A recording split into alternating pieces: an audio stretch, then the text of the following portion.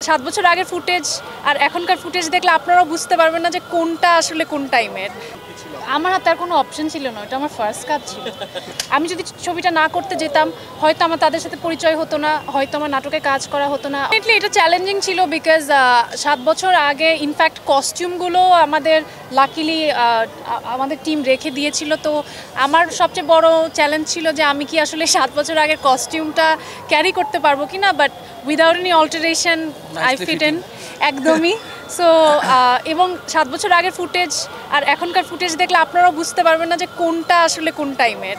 তো এটা অনেকেই দেখেছে এবং কেউ বুঝতে পারেনি। সো মনে হয় আমার চেহারা চেঞ্জ হয় নাই, আর অ্যাক্টিংয়ের পরিপক্কতা হয়তো হয়ই নাই, কারণ 7 বছর আগের আর পরে মানুষ বুঝতেই পারছে না। বাট এনিওয়ে চেষ্টা করেছি, সবাই আমরা টিমের সবাই এফোর্ট দিয়েছি। ছবিটা শেষ করাটা খুব গুরুত্বপূর্ণ ছিল আমাদের জন্য। তো ফাইনালি যেহেতু শেষ করতে পেরেছি এবং সেটা রিলিজ হয়েছে, ইভেন ইরানে আমরা একটা আন্তর্জাতিক উৎসব ফাজার ফিল্ম ফেস্টিভ্যাল সেখানে গিয়েছে, আমরা রেইনবো ফিল্ম ফেস্টিভ্যালে আমাদের ছবিটা গিয়েছে লন্ডনে, এবং ফাইনালি আজকে ডিআইএফে আপনাদের সবার সাথে কথা বলছি। আমার জন্য প্রথম ছিল দেশের বাইরে এরকম কোনো ফেস্টিভ্যালে যাওয়াটা, এবং আমার কাছে মনে হয়েছে ফেস্টিভ্যালের অভিজ্ঞতাটা খুব গুরুত্বপূর্ণ একজন আর্টিস্টের জন্য, বিকজ বিভিন্ন দেশ থেকে বিভিন্ন ফিল্ম মেকারদের সাথে পরিচিত হওয়ার একটা সুযোগ হয়, পাশাপাশি বিভিন্ন দেশের ছবি দেখা যায়, এবং কালচারাল যে এক্সচেঞ্জটা সেটা একজন নির্মাতার ক্ষেত্রে বলি, একজন অভিনয় শিল্পীর ক্ষেত্রে বলি, খুবই গুরুত্বপূর্ণ সেই অভিজ্ঞতাটা।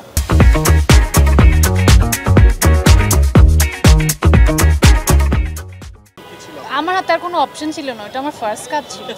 সো আমাকে একজন পরিচালক যে সুযোগ দিয়েছে ওইটাই আমার সাত কপালের ভাগ্য ওই সময়, কারণ আমি শুধু টিভিসি করতাম 7 বছর আগে, মানে কিন্তু অনেক আগের কথা বলছি আমরা।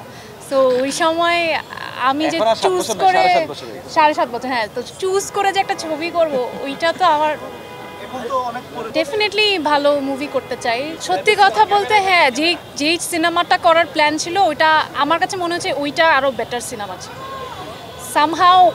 ওই যে ভাইয়া বললো না যে ওনার পুরানো জিনিস, আমারও ওই গল্পটাই ফেভারিট ছিল, এবং ওই গল্পটায় অনেক আর্ক, এবং ইট ওয়াজ আ ভেরি ইন্টারেস্টিং স্টোরি। মানে মুক্তিযুদ্ধে ফ্যামিলি ড্রামা, এই কম্বিনেশনটা কিন্তু খুব একটা আমরা দেখিনি, ইনফ্যাক্ট আমার মনে হয় স্ক্রিনে কখনো দেখিনি। তো এইরকম একটা কম্বিনেশনের একটা ছবি, তো যাই হোক কোনো কারণে সেটা হয়নি। আমি আশা করব ভবিষ্যতে কোনো একদিন যদি ভাইয়া আবার সুযোগ পান, আমি বলবো এই ছবিটা বানানো উচিত।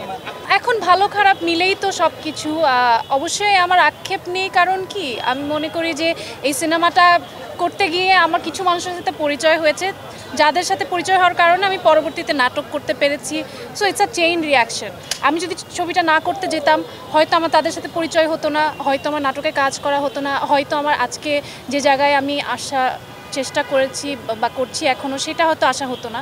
তো প্রত্যেকটা জিনিসের পেছনে একটা রিজন থাকে, আমি এটা বিশ্বাস করি। সেই জন্য লাইফে কোনো রিগ্রেট রাখতে চাই না। সে আগ্রহ আছে, যদি মন মতো এরকম সিনেমা পাই ডেফিনেটলি আমি করতে ইন্টারেস্টেড।